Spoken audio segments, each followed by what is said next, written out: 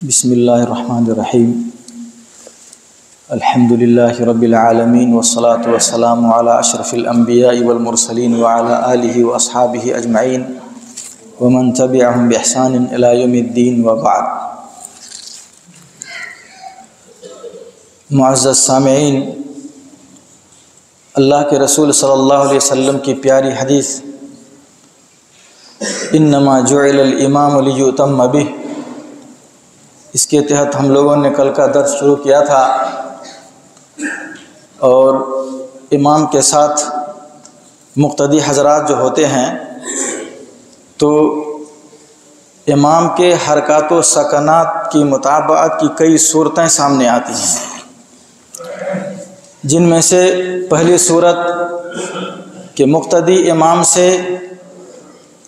بڑھ چڑھ کر آگے بڑھ کر سبقت لے جا کر کسی رکن کو ادا کر دے، تو اس کے بارے میں کل تفصیل سے بتلا دیا تھا۔ آج اس کی دوسری صورت جو کہ کل تو گزری تھی مگر اس میں تھوڑا بہت اجمال یا ابہام تھا،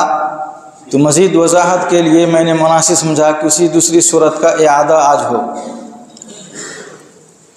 چنانچہ دوسری صورت ہے مقتدی کا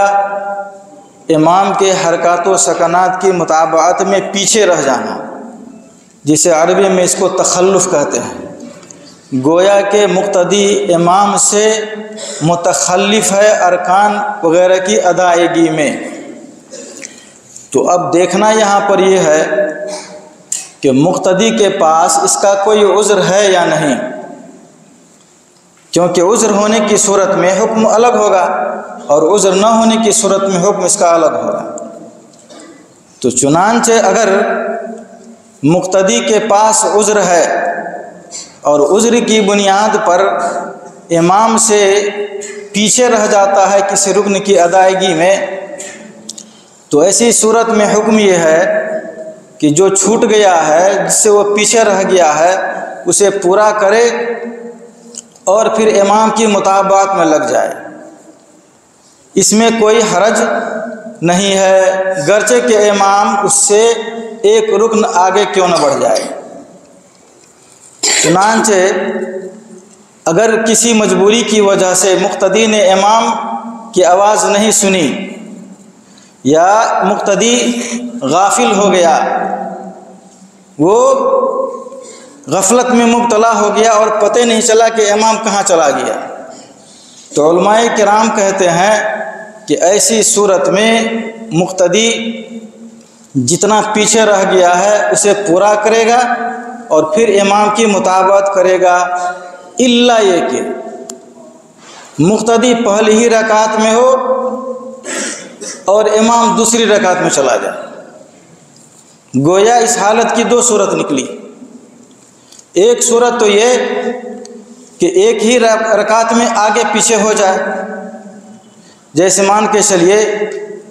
امام صاحب کے ساتھ مقتدی نے نماز شروع کی، امام صاحب رکوع میں چلے گئے، مقتدی کو پتہ ہی نہیں چلا۔ جب امام نے سمع اللہ لمن حمیدہ کہا تو یہ تسمیع کی آواز سن کر مقتدی چونکتا ہے کہ امام صاحب تو رکوع کر لیے۔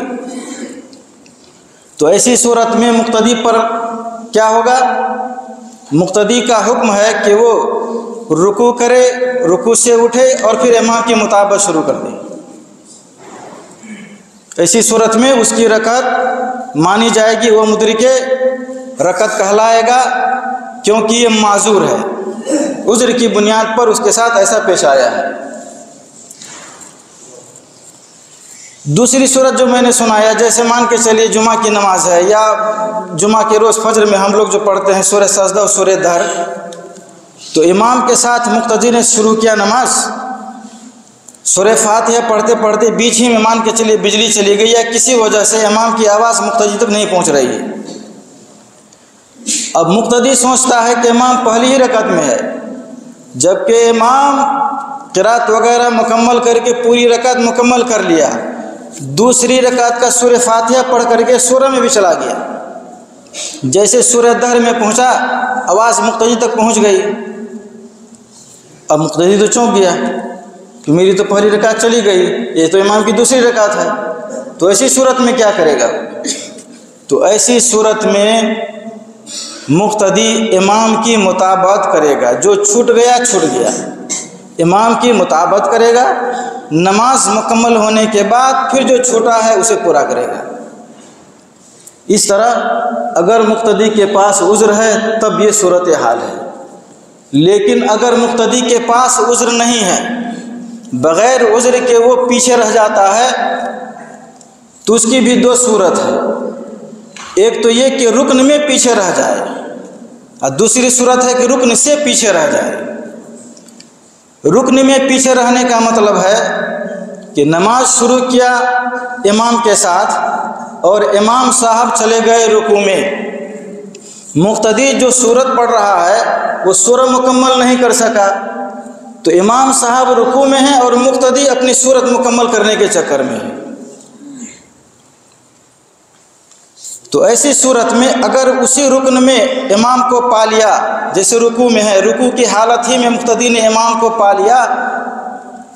تو کہتے ہیں کہ گنجائش نکل جائے گی کہ ٹھیک ہے، اس کی وہ رکعت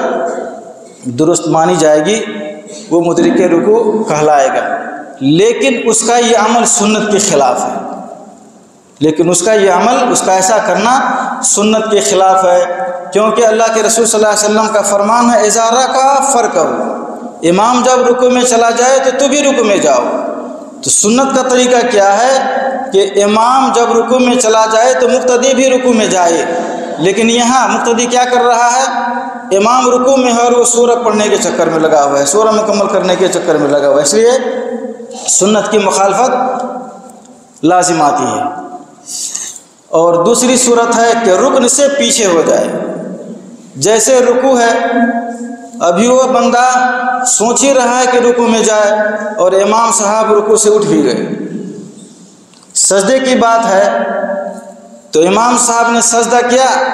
وہ اٹھ بھی گئے، دوسرے سجدہ میں چلے گئے، اور مقتدی صاحب ہیں کہ وہ پہلے ہی سجدہ میں لگے ہوئے ہیں، دعا کرنے میں لگے ہوئے ہیں۔ تو علماء کرام کہتے ہیں کہ اگر اس طرح سے متخلف ہے تو اس کی نماز درست نہیں ہوگی، کیونکہ یہ مطابقت کی کوئی صورت ہے ہی نہیں، یہ ایسے ہی ہے جیسے امام سے بڑھ کر، امام سے پہل کر کے رکن کو ادا کر دے، دونوں میں کوئی فرق نہیں ہے۔ اسی طرح اگر کوئی بندہ سجدے میں رہ کر کے دعا کرتا ہے اور امام سجدے سے اٹھ گیا، تو یہاں پر ایک بات اور بھی ہے کہ سجدے کی حالت میں جو آپ دعا کر رہے ہیں وہ مستحب ہے، لیکن امام کی مطابقت جو ہے یہ واجب ہے، اور جب واجب اور مستحب دونوں یکجا ہو جائے اور ہمیں دونوں میں سے ایک کو چننا ہو تو ہم واجب کو چنیں گے، مستحب کو نہیں چنیں گے۔ اس لیے سجدے کی حالت میں رہ کر کے دعا کرنا یہ درست نہیں ہے، کیونکہ اس عمل میں مشغول ہونے کی وجہ سے ہمارا واجب چھوٹ رہا ہے، واجب پہ عمل نہیں ہو رہا ہے، اور امام کی جو تعین ہوتی ہے اسی لیے کہ ہماری نماز امام کی نماز کے تابع رہے، اور یہاں امام کے تابع ہماری نماز ہے ہی نہیں، اس لیے ایسی صورت میں نماز اس بندے کی درست نہیں ہوگی، باطل تصور ہوگی۔ اسی پہ اکتفا کرتا ہوں، رہ گیا مسئلہ موافقت اور مطابقت کا، تو انشاءاللہ اگلے نشست میں اس تعلق سے بات ہوگی۔ اللہ رب العالمین ہم لوگوں کو صحیح سننے، حق جاننے اور اس پر عمل کرنے کی توفیق عطا فرمائے، آمین۔ وآخر دعوانا الحمدللہ رب العالمین۔ مشرب مہر و وفا ہے مسلک اہل حدیث، جادہ صدق و صفا ہے مسلک اہل